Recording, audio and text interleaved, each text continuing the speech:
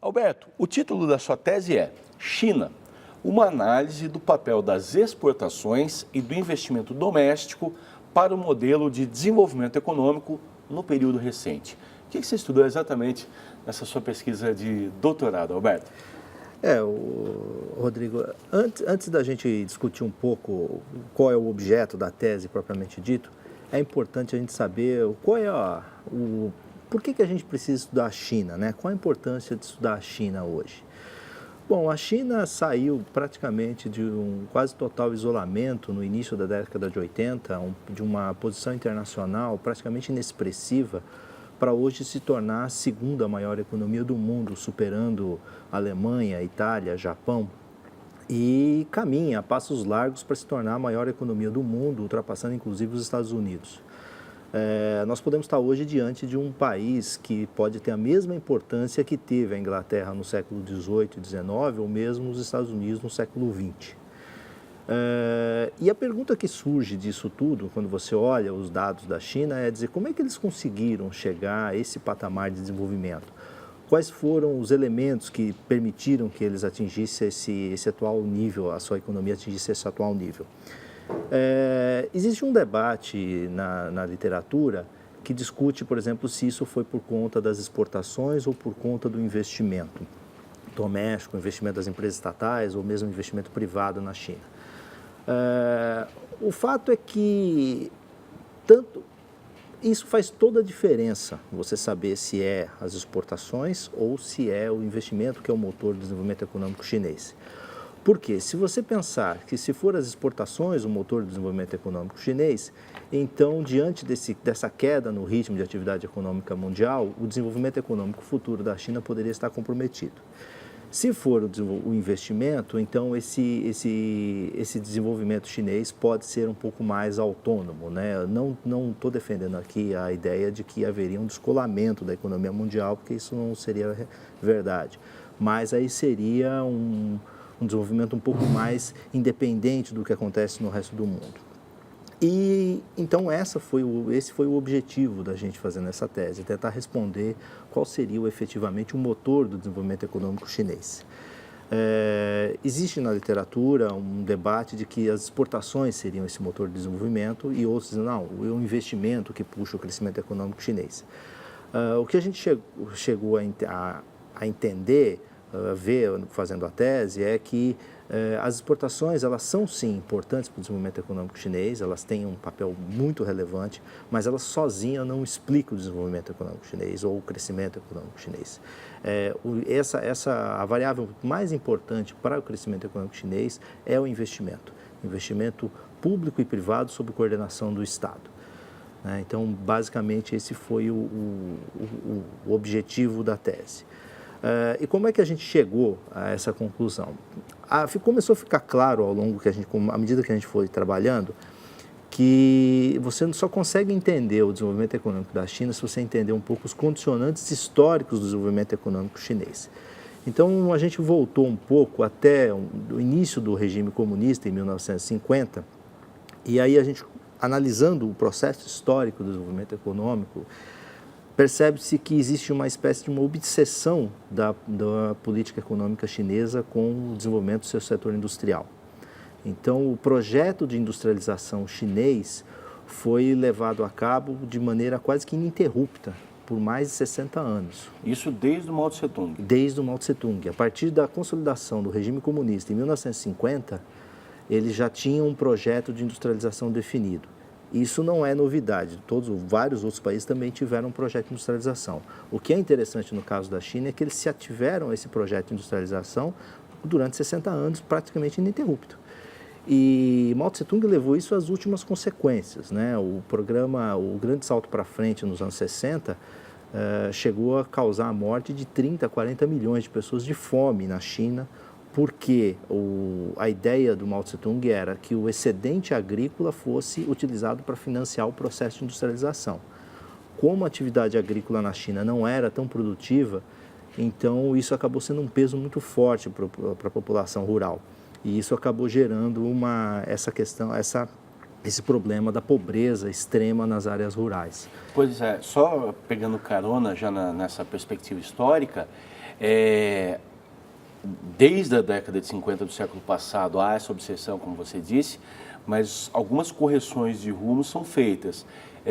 Me corrija se eu estiver errado, você aponta isso na sua tese, especialmente, se eu não me engano, 79, com Deng Xiaoping, isso, que é uma correção importante, é isso? Isso. O que aconteceu? O Deng Xiaoping, ele faz o processo de a partir de 76, com a morte do Mao Tse Tung, e aí em 78 ele assume, se eu não me engano a data é essa, e aí ele faz uma correção, mas não no objetivo central. Ele muda, por exemplo, ele faz um processo de abertura econômica, ele favorece a atividade de mercado, ele começa a dar uma abertura à iniciativa privada nesse momento, até esse momento ainda era ilegal a iniciativa privada, né? Mas ele começa a fazer esse processo de abertura, mas sem mudar o objetivo central, que é dotar a China de uma estrutura industrial integrada e independente do resto do mundo, né? Então, embora ele tenha feito essa mudança digamos assim, da forma como ele operacionaliza a política industrial, o objetivo continua sendo claro, dotar a China de uma estrutura industrial, né, líder no mundo. E nesse sentido, dentro desse contexto, as exportações assumem um papel fundamental. As exportações passam a assumir o papel que antes era da agricultura para financiar o projeto de industrialização. Então, as exportações têm o objetivo principal de garantir o financiamento do projeto de industrialização. É muito claro em experiências de outros países, quando você tem um projeto de desenvolvimento ou de industrialização, você precisa de recursos para importar não só máquinas e equipamentos, mas você também tem um aumento das importações por conta do aumento da renda da população. Então, se você não tiver uma segurança do ponto de vista da restrição, não tiver restrições do balanço de pagamentos, esse processo de desenvolvimento acaba sendo interrompido. Isso era muito claro para a política econômica chinesa. Então, eles utilizaram a abertura econômica, as zonas econômicas de processamento de exportações, para poder dar garantia de divisas para sustentar o seu projeto de industrialização. É nesse sentido que as exportações são estratégicas para o país. Mas não significa que a China utilizasse as exportações como elemento fundamental do seu projeto de industrialização ou do seu processo de desenvolvimento, a exemplo do que foi, por exemplo, na Coreia. Eles não têm a ideia, nunca foi, pelo menos diretamente, nunca foi colocado pela política econômica chinesa, nós vamos nos concentrar nas exportações e basear o nosso desenvolvimento nas exportações. Não, eles utilizaram as exportações como uma estratégia para garantir um projeto de industrialização. E aí fazer os investimentos, o investimento público e privado na construção do seu parque industrial. Então, essa que foi principalmente a ideia, né? E os dados que a gente recolheu ao longo da tese corroboram isso, né? Dos modelos que a gente estimou, todos eles mostraram que o investimento é mais importante do que as exportações em todos eles. Bom, então só para ficar claro, enfim, nós temos duas linhas principais de pensamento econômico olhando para a China. Uma que aponta, como você dizia, que as exportações tiveram o papel de expandir os mercados das empresas, financiar a importação de bens intermediários, máquinas e equipamentos para o processo de industrialização, e outro que diz que o tamanho das exportações colocaria em risco o mercado interno. Só para entender, por que exportando tanto, enfim, se as exportações tivessem voltado, o foco principal fosse nas exportações, por que o desenvolvimento interno estaria comprometido? Você não traz dinheiro e com isso desenvolve? Sim, existe o risco, por exemplo, hoje se fala muito, por exemplo, na literatura, fala, por exemplo, que o fato da China ter se concentrado muito nas exportações gerou ineficiências dentro do seu mercado interno. Por exemplo, quando você se concentra a atividade econômica no setor exportador, você acaba, no caso da China, por exemplo, acabou deixando de lado, por exemplo, o consumo. Hoje o consumo na China é muito baixo para padrões internacionais. Em parte porque o regime chinês nunca estimulou muito o consumo sempre foi considerado como uma coisa secundária, o objetivo sempre foi investimento em indústria e infraestrutura. Mas também porque na China a questão dos benefícios sociais não são tão difundidos. E a partir do momento também que a China começou o processo de abertura, também começou a haver a privatização das empresas públicas, que eram as que davam os benefícios de saúde, educação, eram principalmente saúde, aposentadoria para a população. Isso começou a deixar de existir, e também porque o Estado chinês começou a reduzir a cobertura dos seus programas de pensão e outros benefícios sociais. Então, os chineses normalmente poupam muito e consomem pouco. Então, isso pode dificultar o mercado interno. À medida que e aí é que eu falo que quando tem uma literatura que diz que se as exportações são o motor do desenvolvimento econômico chinês, com a crise internacional, essas exportações podem se tornar um problema, porque você não tem mais um mercado externo para absorver a produção chinesa. E, ao mesmo tempo, o consumo interno também não absorve essa produção. É nesse sentido que pode haver essa distorção dentro da economia chinesa que pode comprometer o seu crescimento econômico. Pois é, mas então pensando praticamente, se a gente tem uma redução da atividade econômica no mundo, o que deve acontecer com a China? Se a gente tiver realmente ela, como você aponta, ela não é extremamente ou totalmente dependente das exportações. Isso. Então, se reduz a atividade econômica no mundo, o impacto sobre a China não vai ser tão grande assim? Não vai ser tão grande como definitivamente não foi. No início da crise, em 2008, 2009, havia-se o temor de que o crescimento econômico chinês ia se estancar, que a crise na China ia ser drástica, o que na verdade não se verificou. Teve uma queda importante nas exportações? Teve, mas aí é que está. As exportações chinesas dependem muito de importações de outros países. Então, quando a China reduziu as exportações, também se reduziram as importações. E o crescimento econômico não foi tão afetado pela crise econômica como se imaginava. Quando se fala, por exemplo, o crescimento econômico da China vai arrefecer, vai diminuir, mas não estamos falando que eles vão chegar a zero, estamos falando de 6%, 7% de crescimento ao ano. Você vai deixar de crescer a 2 dígitos e passar a crescer 7, 8, 6, 7, 8. Então, isso porque as exportações não são, que eu digo, não é o motor do desenvolvimento econômico chinês, mas sim um investimento público e privado sob coordenação do Estado. É o investimento que tem segurado e segura o desenvolvimento econômico da China.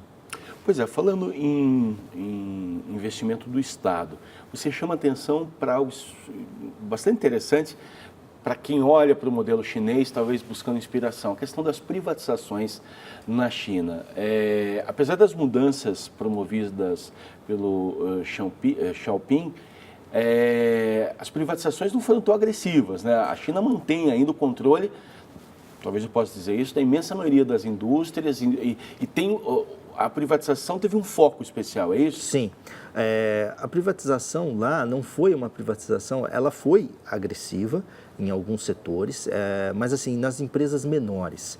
As empresas maiores, em setores considerados como estratégicos, que antes, é bom lembrar que antes tudo era estatal, a atividade privada era proibida, então tudo era praticamente estatal. Quando teve a privatização, as empresas menores foram privatizadas, mas as maiores e aquelas em setores estratégicos continuam sob controle direto ou indireto do Estado chinês.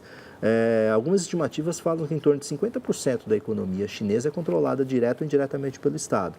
E isso mesmo empresas listadas em bolsa, por exemplo, na China, tem participação do Estado. Por exemplo, então tem em torno de 20% a 30%, esse share da participação das empresas privadas varia, mas mais ou menos em torno de 30% das empresas listadas em bolsas, né, da participação acionária, está nas mãos do Estado. Então, o Estado, ele controla o investimento, ele consegue coordenar esse investimento. Isso falando assim, de maneira direta, sem contar os instrumentos indiretos. Todo tipo de subsídio que você possa imaginar existe na indústria chinesa. O principal deles é o custo do capital, é o valor, é a taxa de juros cobrada para o investimento, que para as empresas que eles consideram como estratégicas, as empresas estatais, é aproximadamente a metade do que as empresas privadas conseguem no mercado. Então, é em torno de 12% a 14% para as empresas privadas e a empresa estatal chinesa consegue 6%. Tá certo? Então, essa atuação do Estado ainda é muito forte na China. Quando eles falam, por exemplo, nunca teve no horizonte da política econômica chinesa a ideia de transformar a China numa economia de mercado nos moldes das economias ocidentais. Tanto é que o mote do desenvolvimento econômico chinês é socialismo com características chinesas. E isso pressupõe um alto grau de interferência do Estado na economia.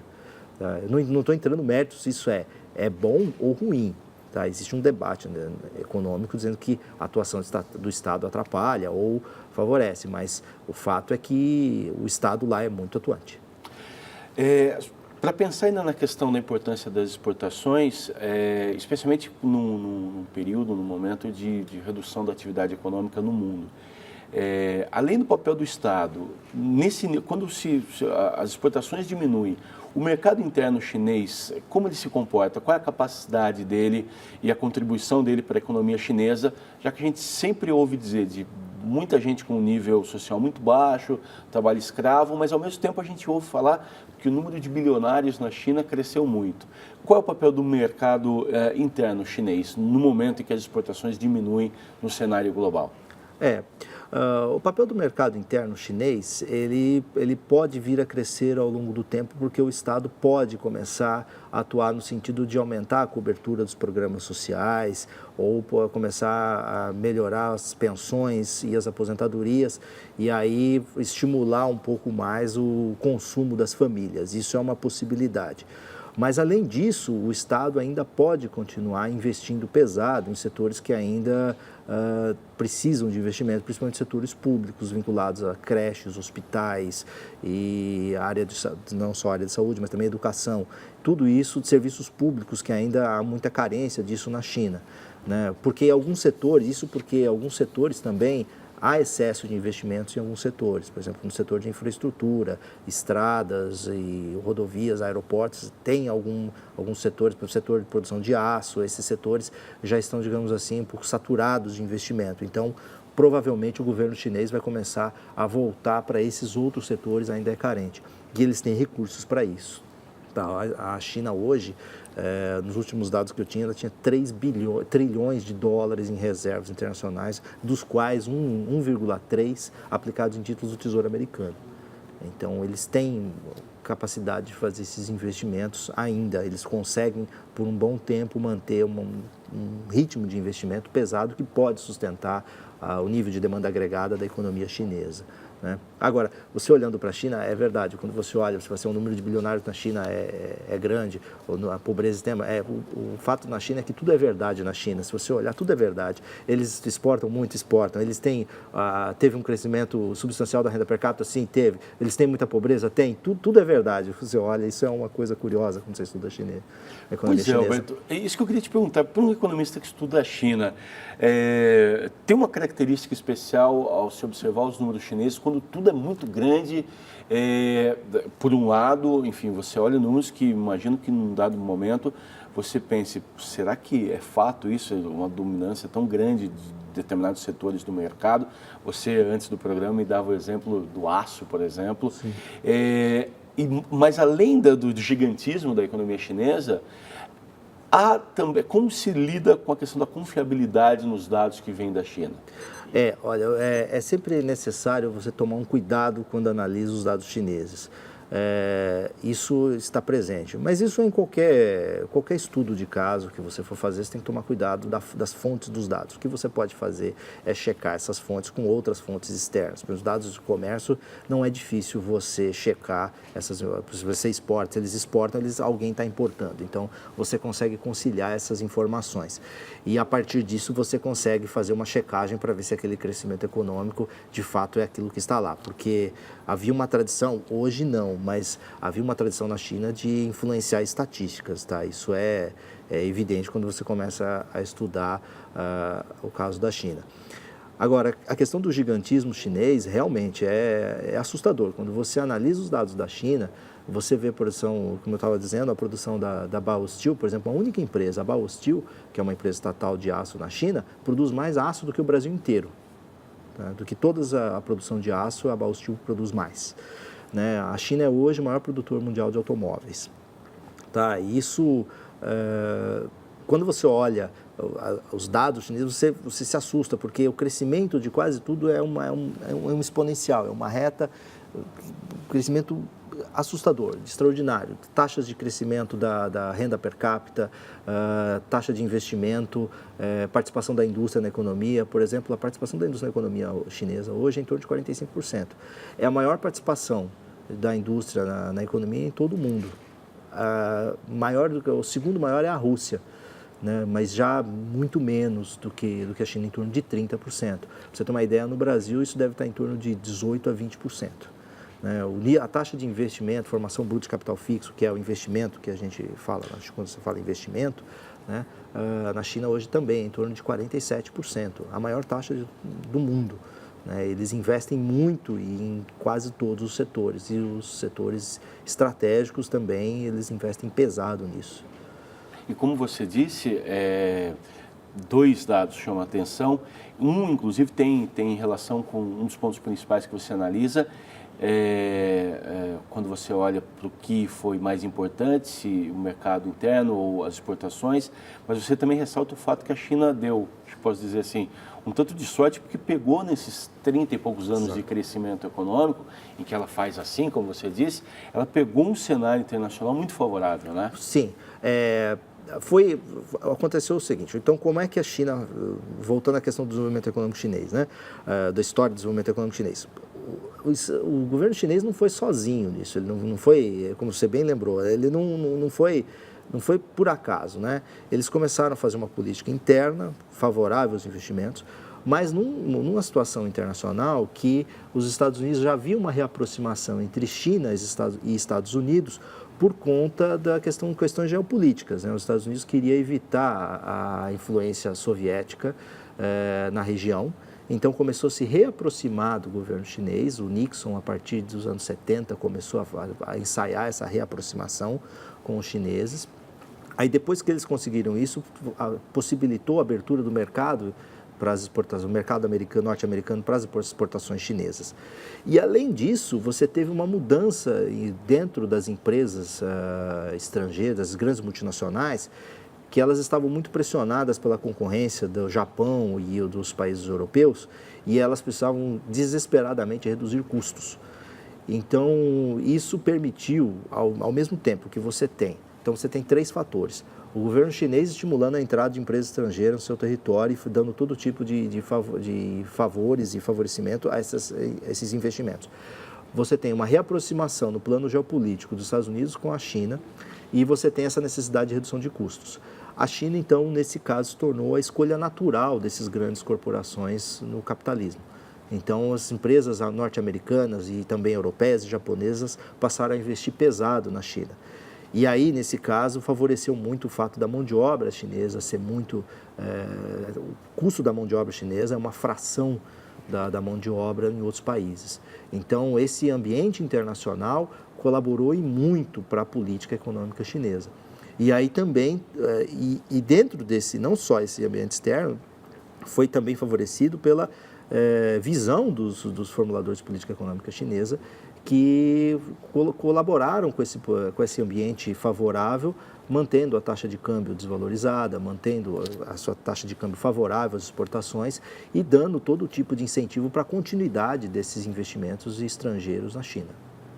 Extrapolando um pouquinho o objeto da sua tese, Alberto, mas é interessante, na semana passada a revista The Economist mostrou alguns dados da China. Primeiro, como você ressaltou, pode ter uma redução, uma leve queda no crescimento chinês, mas não é como no Brasil que a gente vai crescer menos 1,7. Lá eles reduzem de 2 dígitos para 7 e pouco, ou seja, a atividade econômica está muito aquecida ainda. E algumas coisas alguns trabalhos acabam indo procurar, às vezes, mão de obra ainda mais barata, mas também na região, ou seja, a Ásia continua um ambiente muito favorável, muito aquecido e de crescimento muito alto, né? Sim. A Ásia como um todo, sim, os países que concorrem com a China, Vietnã, Malásia, esses países também têm mão de obra muito barata, mas a mão de obra chinesa ainda é muito barata também. Mas não é só mão de obra que é importante quando uma empresa decide investir.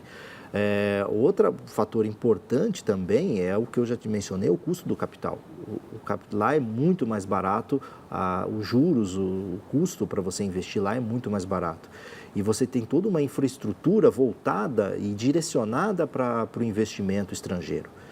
né? E você tem a atuação do Estado para garantir também isso, a OMC está começando a prestar atenção nisso, por exemplo, insumos a custos subsidiados. Energia elétrica são todas empresas estatais que garantem um fornecimento de energia elétrica a custos inferiores aos de mercado, né? Então, inclusive abaixo do custo, para garantir que essas empresas estrangeiras tenham energia barata e possam continuar suas atividades, porque eles têm uma preocupação com o emprego da população.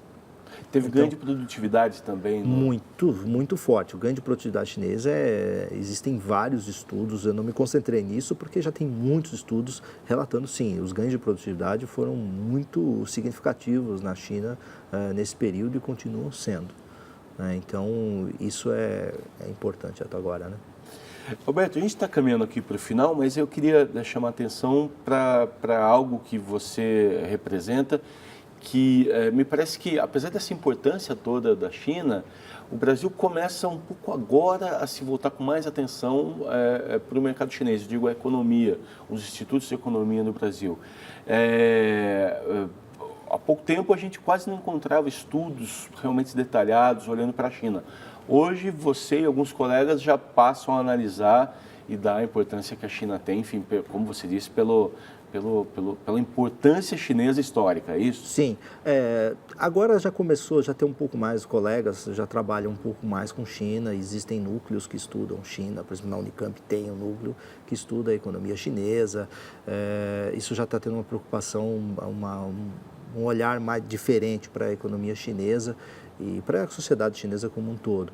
Mas existem alguns desafios de estudar a China, né? Você tem barreira da língua, que é mais difícil, você tem a questão de procurar os dados, e isso talvez dificulte um pouco essa vontade dos pesquisadores de se concentrar em China, né? A economia normalmente olha para talvez espaços mais amplos e talvez haja uma resistência a olhar para um país especificamente, mas a China é muito mais que um país. Pois talvez, né? Isso foi inclusive uma das coisas, minha inclusive, com o orientador, dizendo, mas não está um país só. Mas não é um país que está mudando o eixo da Terra, né? Então isso era importante. São quantos habitantes hoje na China? Olha, eu não tenho o número, mas mais 1,6 bilhão, se eu não me engano, o número. É mais muita de 1 bilhão gente, de pessoas. com muito dinheiro. É muita gente, é um país muito relevante na economia mundial. Alberto, queria te agradecer pela gentileza de vir até o Fala Doutor para essa entrevista, destacar aqui mais uma vez o título da tua pesquisa, até para os muitos estudantes interessados em estudar a China. O título é China, uma análise do papel das exportações e do investimento doméstico para o modelo de desenvolvimento econômico no período recente. Foi realizado no Instituto de Economia da Unicamp, com orientação do professor Fernando Sarti. Essa é a pronúncia, né? Isso, Sarti. Alberto, muito obrigado pela entrevista. Obrigado. Eu que agradeço, foi um prazer estar aqui. Obrigado.